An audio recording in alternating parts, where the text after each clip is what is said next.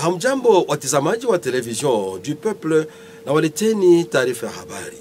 Na mara moja tuingia na habari kamili.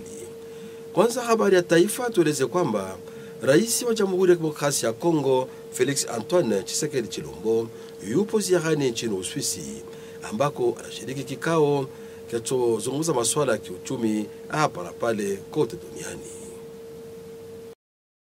Mkutano huo wa mara wa 15 unaojadili masuala ya kiuchumi duniani ulifunguliwa kiserikali hapo katika mji wa Davos nchini Uswisi siku ya pili tarehe 21 mwezi huu wa kwanza, na rais wa shirikisho la Uswisi Bibi Karine Keller-Sutter. Huyu alitamka hotuba akilaumu kuwepo hapa na pale kote duniani kiwango kidogo cha watu waliotajiri sana kulinganisha na umati mwingi wa watu ambao ni maskini sana, na hayo yanapelekea matatizo ya amani ya kijamii hapa na pale kote duniani. Hotuba wake ulifuatwa na huo wa presidenti wa muungano wa Ulaya, ambaye pia aligusia masuala ya kiuchumi ya ulimwengu mzima. Na waliochukua usemi katika huo mkutano wanazungumzia kuhusu ulinzi wa mazingira na masuala mengine ya kisiasa. Wakati huo kunangojea hotuba ambao utatamkwa hii siku ya tatu tarehe 22. Hotuba wake rais wa Jamhuri ya Kidemokrasia ya Kongo Felix Antoine Tshisekedi Tshilombo. Yeye atajulisha programu kubwa ya humu nchini Kongo ambayo imechukuliwa na serikali ya taifa katika mpango wa kupiganisha lile swala la kuwepo mabadiliko ya hewa, pia programu ya kuboresha mazingira na ulinzi wa mazingira yenyewe. Huko tu Uswisi, rais wa Jamhuri ya Kidemokrasia ya Kongo Felix Antoine Tshisekedi Tshilombo alipata nafasi ya kuzungumza ana kwa ana na rais wa Israel Bwana Isaac Herzog. Waligusia pamoja masuala ya uhusiano kati ya Israel na Jamhuri ya Kidemokrasia ya Kongo, na pia walizungumzia kuhusu uwezekano wa kurejesha amani ya kudumu mashariki mwa kati na pia mashariki mwa Jamhuri ya Kidemokrasia ya Kongo. Rais wa Jamhuri alizungumza pia na presidenti wa Baraza la Muungano wa Ulaya kuhusu kuzidisha uhusiano kati ya Muungano wa Ulaya na Jamhuri ya Kidemokrasia ya Kongo. Mwishowe rais Tshisekedi Tshilombo alikutana kwa mazungumzo hapo tu nchini Uswisi na rais wa Afrika Kusini Bwana Cyril Ramaphosa. Afrika ya Kusini ikiwa ni taifa kubwa kabisa ambayo ipo katika uhusiano pia ushirikiano mwema na Jamhuri ya Kidemokrasia ya Kongo, zaidi kwa kutafuta njia ya kumalizia hali ya usalama mdogo iliyoko mashariki mwa Jamhuri ya Kidemokrasia ya Kongo. Tukumbushe kwamba kikosi kimoja cha jeshi la Afrika ya Kusini kipo humo nchini Kongo katika mpango wa Umoja wa Mataifa kwa lengo la kutafuta njia ya kurejesha amani ya kudumu pia usalama humo katika Jamhuri ya Kidemokrasia ya Kongo. Ndege moja ya uchukuzi wa mizigo ama avion cargo katika lugha ya Kifaransa ikipatwa na shida ilianguka kwenye uwanja wa ndege wa Kongolo ni katika jimbo la Tanganyika. Ndege moja aina cargo, yani avion cargo katika lugha ya Kifaransa, ikipatwa na shida ilianguka katika eneo la Kongolo katika jimbo la Tanganyika. Ilikuwa hii siku ya pili tarehe 21 mwezi huu wa Januari. Ndege hiyo ilipoanza kutua ndipo ilipata tatizo la kiufundi kwenye bawa moja, kwenye bawa la upande wa kuume wa ndege hiyo.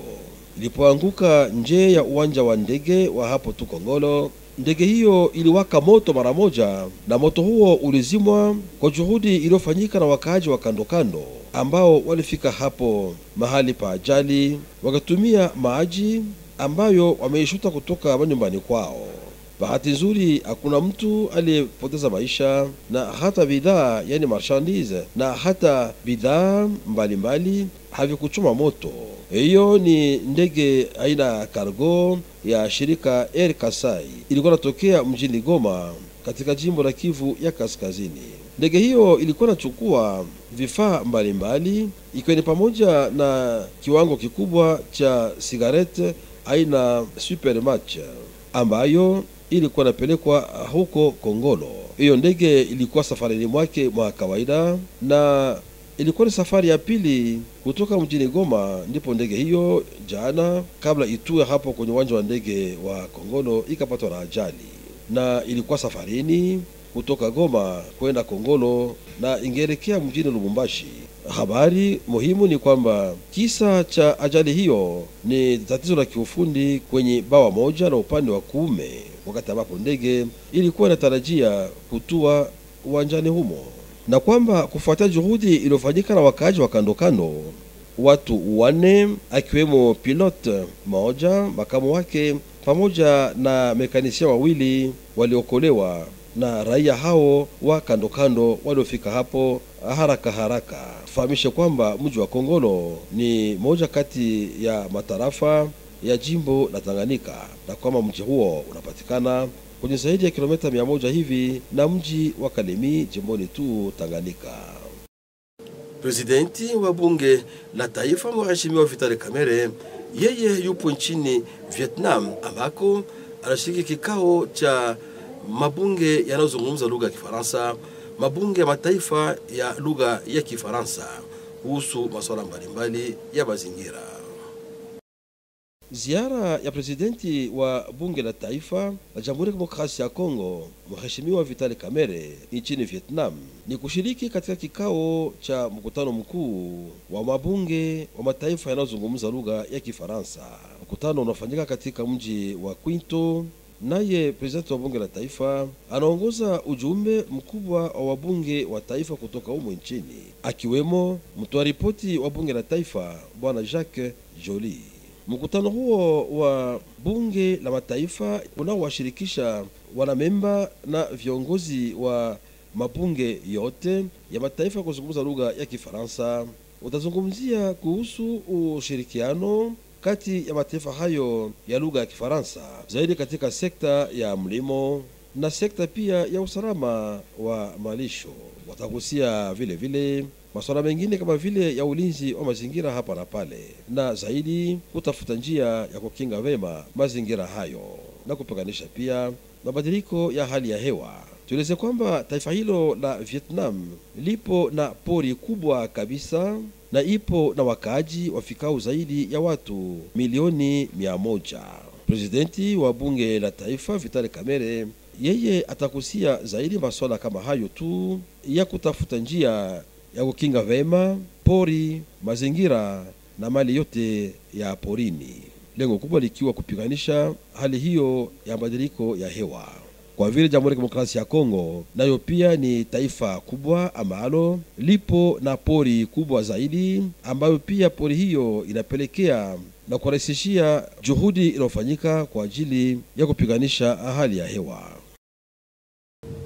Kimeanzishwa kipindi cha pili cha ukarabati wa barabara moja ndefu katika eneo la huko Muhungu kwa kuweka mawe ama apave katika lugha ya Kifaransa.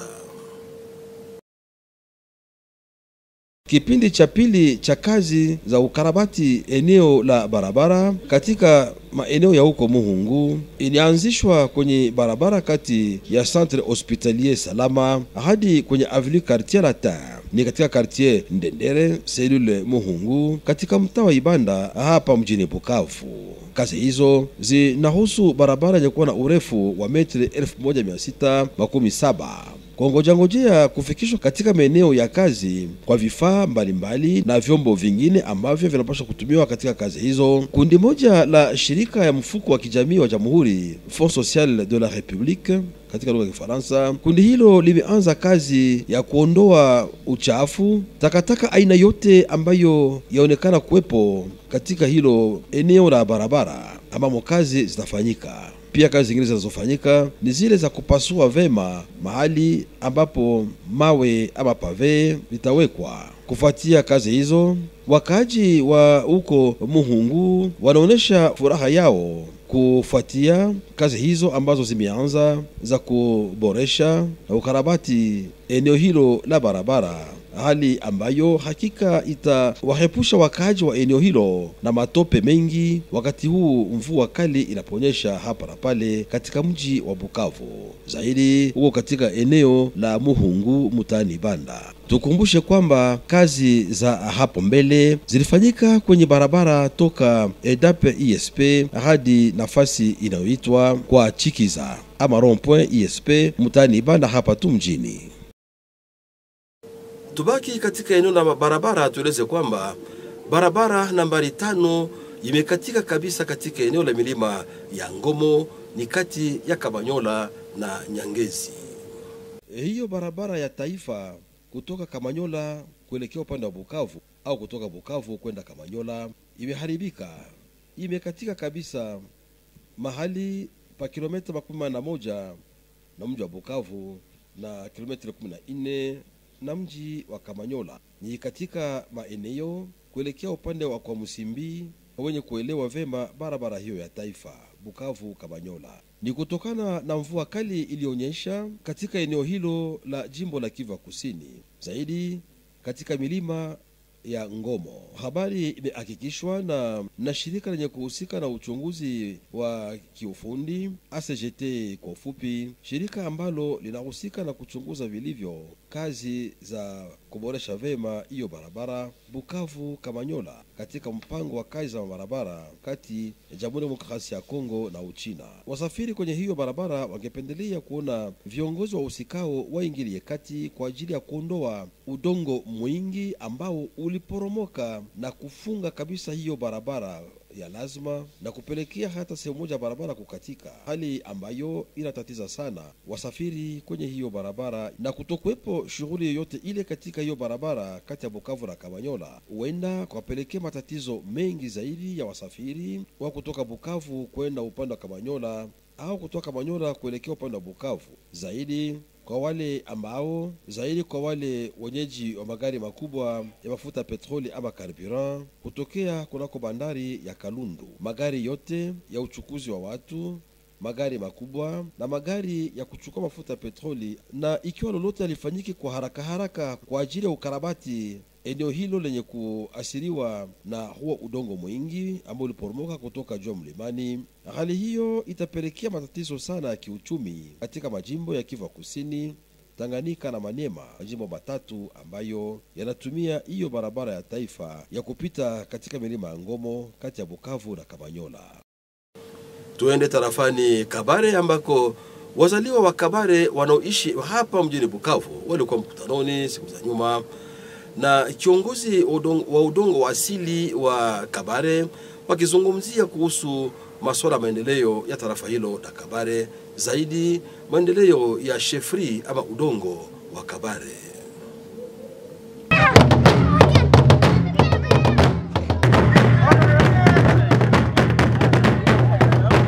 Mazungumzo hayo kati ya wazaliwa wa tarafa la Kabare, kiongozi wa udongo wa asili wa Kabare ama shefri ya Kabare, Mwami Kabare Alexandre wa 3 Rugemanizi wa 13, yalifanyika hapo katika makao ya kiasili ya mwami huyo hapo maana Chirunga. Wazaliwa wa Kabare wakijumuika katika muungano wao uitwao Direka walikuwa hapo siku ya Inga ama siku ya Mungu tarehe 19 mwezi huu nao kwa ajili ya kubadilishana fikra na kiongozi wa udongo wa asili wa Kabare. Hao wazaliwa wa tarafa la Kabare waliongozwa huko kwa mwami na Bwana Tete Bakengula Muchindiri, akiwepo president makamu wa muungano huo Mheshimiwa Jean Baleke Mugabo, pamoja na manotable wengine wa Kabare wanaokaa hapa mjini Bukavu. Hao walimtia moyo mwami mpya huyo wa udongo wa asili wa Kabare katika mamlaka yake ya kiasili ya uongozi wa udongo wa asili wa Kabare, na walipata pia nafasi ya kumtolea mashauri ambayo yatampelekea kutumika vema kwa ajili ya kuinua juu zaidi udongo wa asili wa Kabare ama sheferi ya Kabare. Halafu walimuomba mwami udongo wa asili wa Kabare, Mwami Kabare Alexandre wa 3 Rugemanizi wa 13, ajihusisha vuta ni kuvute, yani uelewano mdogo, hata pia mzozo ambao unatambuliwa kuwepo katika baadhi ya groupement kama vile groupement ya miti na katika udongo wa asili wa Ninja. Walipendelea mwami aingilie kati ili kutafuta suluhisho kuhusu masuala hayo, na aliomba kwa hao wazaliwa wa tarafa la Kabare wamuunge mkono ili apate kufaulu katika kazi zake. Alikuwa miongoni mwa ujumbe huo wa wazaliwa wa Kabare kwenda huko kwa mwami udongo wa asili wa Kabare, wabunge wa taifa, wabunge wa jimboni Kivu ya Kusini. Tutaje mheshimiwa Beatrice Kinja Mwendanga pamoja na wengineo wazaliwa wa Kabare wanaokaa hapa mjini Bukavu. Baada ya mazungumzo, wajumbe hao wazaliwa hao wa Kabare walimtolea mwami zawadi, ikiwa ni pamoja na ngombe 4, pia vibuyu vya kiasili ambamo mlikwemo kinywaji cha kiasili kitwacho kasikisi, na mwishowe walichangia karamu pamoja na mwami wa udongo wa asili wa Kabare. Na kwa habari hii kutoka kwa Kabare ndipo tunatia nanga kwa taarifa habari kipindi hiki kutoka Television du Peuple RTNC hapa mjini Bukavu. Nyote kwaherini.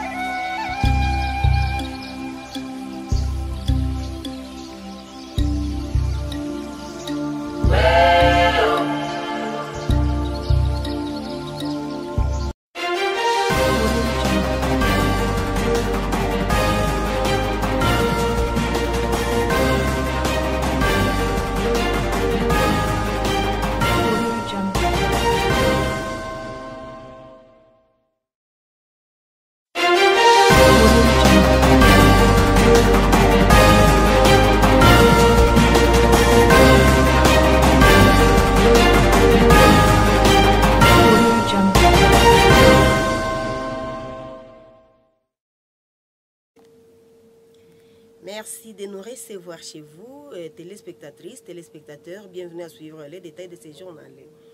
Commençons par vous dire que le président de la République, Félix-Antoine Tshisekedi Tshilombo, poursuit son séjour en Suisse où il prend part aux travaux du 55e Forum économique mondial de Davos le mardi. Il a accordé des audiences aux différentes personnalités. Suivez.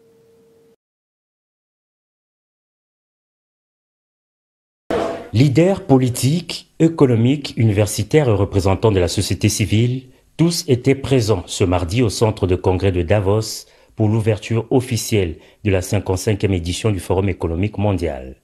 Le World Economic Forum 2025 a été inauguré par des allocutions de Karine Keller-Sutter, présidente de la Confédération suisse, suivie d'Ursula von der Leyen, présidente de la Commission de l'Union européenne.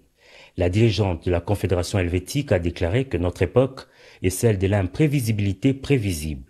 Elle a en outre mis en garde l'assistance contre la concentration des richesses et des ressources entre les mains d'une petite élite, ce qui peut avoir des conséquences néfastes sur la paix sociale dans le monde. Pour sa part, la chef de file de la Commission européenne a affiché sa volonté de promouvoir le multilatéralisme pour résoudre les crises auxquelles notre monde fait face. Comme annoncé, les questions principales mises au cœur de ces forums étaient comment le monde doit-il réagir face à l'intelligence artificielle, la protection du climat, la crise géopolitique ou la cybercriminalité. À ces interrogations, les dirigeants mondiaux invités à s'exprimer ont chacun donné une réponse singulière marquée par leur vision du monde. L'intervention du chef de l'État congolais annoncée pour ce mercredi est très attendue. Le président Félix-Antoine Tshisekedi Tshilombo va annoncer le lancement d'un vaste projet structurant pour lutter contre le changement climatique, préserver la biodiversité et pour stimuler les développements économiques. Parallèlement à ces assises, et comme c'est la tradition à Davos, le président de la République, Félix-Antoine Tshisekedi Tshilombo, a eu des rencontres bilatérales avec des dirigeants étrangers. Le chef de l'État a ainsi rencontré le président de la République d'Israël, Isaac Herzog. Les deux dirigeants ont passé en revue les sujets d'intérêt commun en insistant sur les efforts à mener pour rétablir la paix aussi bien au Proche-Orient qu'à l'est de la RDC. Ensuite, le chef d'État a eu un entretien avec le président du Conseil de l'Europe, Alain Berset. Les deux dirigeants ont évoqué l'approfondissement de la coopération entre le Conseil de l'Europe et la RDC. Enfin, l'ultime rencontre bilatérale du jour était réservée au président sud-africain Cyril Ramaphosa, un allié de poids de la RDC, notamment dans la résolution de la crise dans l'Est, puisque des soldats d'Afrique du Sud font partie du contingent de la SADC, présent à RDC en appui au FARDC, dont le rôle est essentiel dans la stabilisation du pays. Les deux chefs d'État ont eu un entretien d'1 heure. Ce mercredi 22 janvier, ce sera un jour important pour la République démocratique du Congo à Davos, puisque notre pays organise une session privée sur le bassin du Congo consacrée à la valorisation des richesses de notre patrimoine naturel mis au service de la lutte contre le changement climatique. Pendant ces temps, un avion cargo en provenance de Goma a fait un crash à Kongolo, dans la province du Tanganyika. Heureusement, aucune perte en vies humaines. Regardez.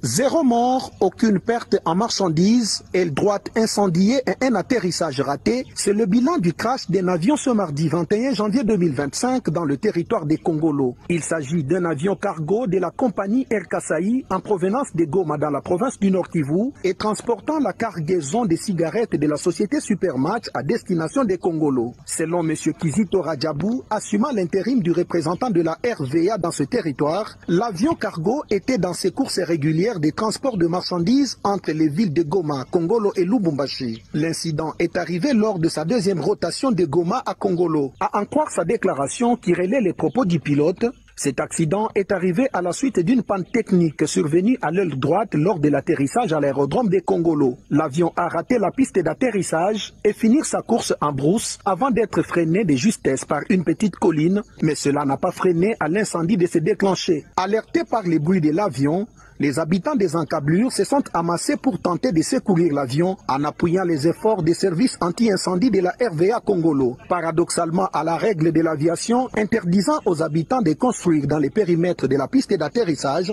c'est encore ces hors-la-loi qui ont sauvé la vie de l'équipage en tentant de maîtriser le feu par l'eau venue de leur maison d'habitation. De ces efforts, le feu a été maîtrisé, sauvant la vie de 4 membres d'équipage dont les pilotes, le copilote et 2 mécaniciens, y compris la marchandise. Kongolo est un territoire situé à plus de 300 km de la ville de Kalemi dans la province du Tanganyika et la piste d'atterrissage de son aérodrome est complètement en terre battue.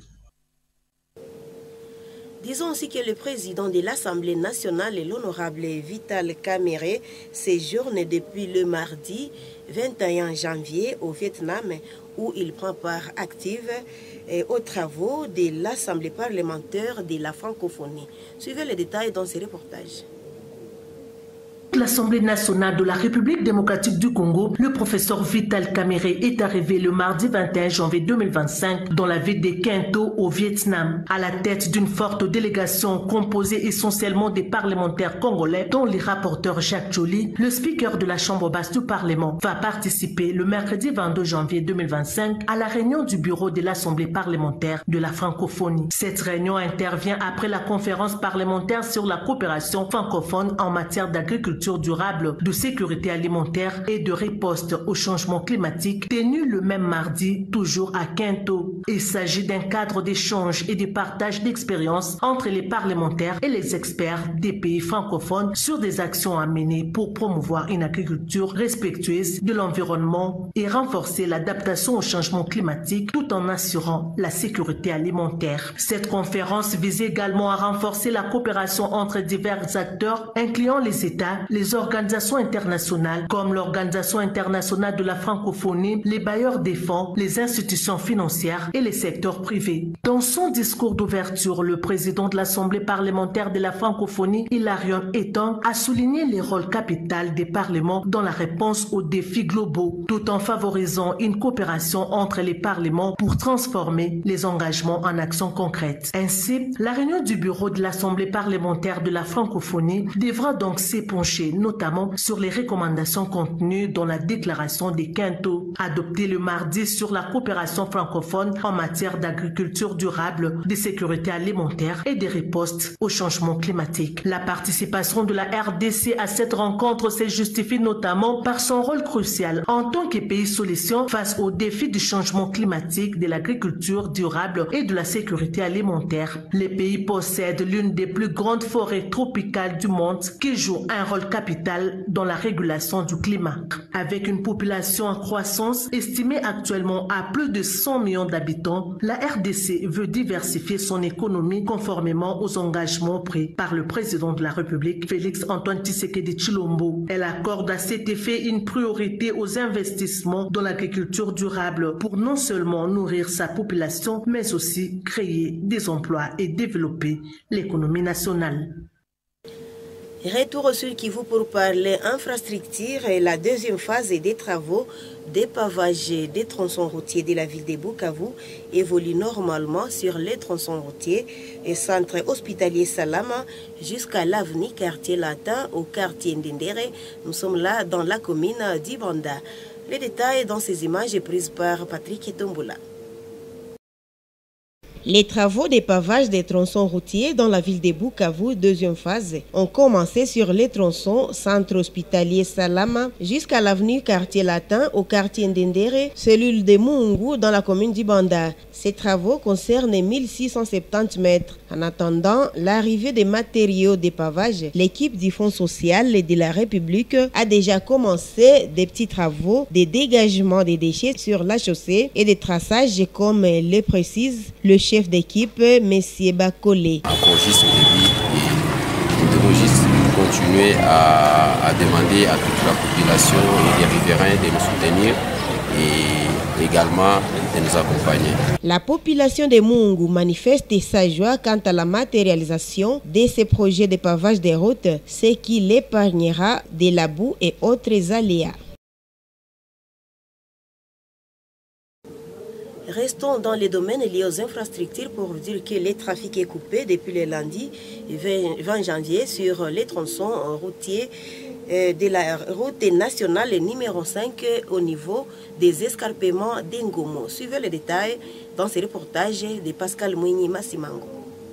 Mauvaise nouvelle pour les usagers de la route nationale numéro 5. Le trafic est coupé depuis le soir du lundi 20 janvier 2025. Selon les camionneurs, les humanitaires contactés ce matin du mardi 21 janvier 2025, la route est coupée au point kilométrique 41 de Bukavu et à 14 km de Kamanyola. L'information confirmée par l'Agence congolaise des grands travaux, ACGT, qui assure la mission de contrôle des travaux de modernisation Bukavu-Kamanyola dans le cadre du programme RDC-Chine. Cela a été provoqué suite à une forte pluie qui s'est abattue sur la majeure partie des escarpements de Ngomo, tout précisément après le Dalo vers chez Musimbi dans les territoires de Walungu. La société civile sollicite l'implication des autorités compétentes pour évacuer rapidement les éboulis qui rendent impossible la praticabilité de cette route des souverainetés nationales. La paralysie des activités entre Bukavu-Kamanyola accentue la souffrance des usagers de Bukavu qui pensaient s'approvisionner du carburant à partir du port de Kalundu. Tous les camions citernes et autres avec les marchandises sont bloqués. Si Sino Hydro 14 qui exécute les travaux n'intervient pas vite dans le cadre de sauvegarde du trafic, il y aura des impacts négatifs sur l'économie des provinces du Sud Kivu, Tanganyika et Maniema, utilisateurs de cette route. Rappelons que la RTNC Sud Kivu avait alerté plusieurs fois sur la présence des fissures et l'instabilité de cette colline juste après une catastrophe qui s'est produite en coupant la chaussée en deux non loin de cet endroit. Et pour terminer, disons que le chef de la chefferie des cabarets s'est entretenu avec les députés provinciaux et nationaux ressortissants des cabarets. Au centre de l'entretien, les projets de développement de la chefferie des cabarets, mais également les conflits qui règnent dans la chefferie des ninjas. Suivez les détails dans ces reportages.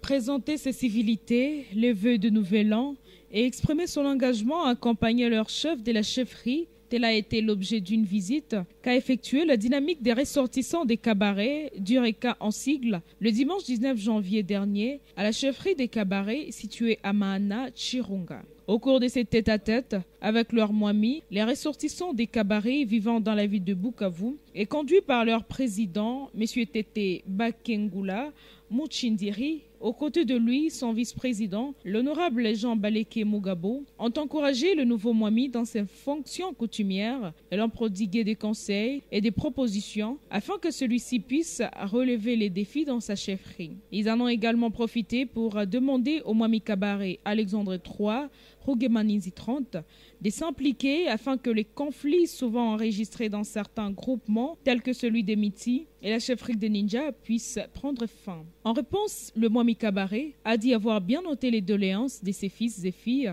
de sa chefferie et leur demande de lui prêter main forte afin qu'il atteigne ses objectifs. Continuer à me battre pour le développement, pour les routes, pour tout, pour que la population de cabaret puisse se développer aussi. Cette délégation composée des députés nationaux, provinciaux dont Mme Béatrice Kinja-Mwendanga et plusieurs autres notables des cabarets s'est dit très réconfortée des échanges avec les moamis et ont promis de l'accompagner jusqu'au bout. Aborder le problème des ninjas parce que Ninja fait partie du territoire des cabarets et nous ne pouvons pas rester silencieux face à la situation des ninjas. Nous saluons vraiment l'attention que nous a accordé notre Moami.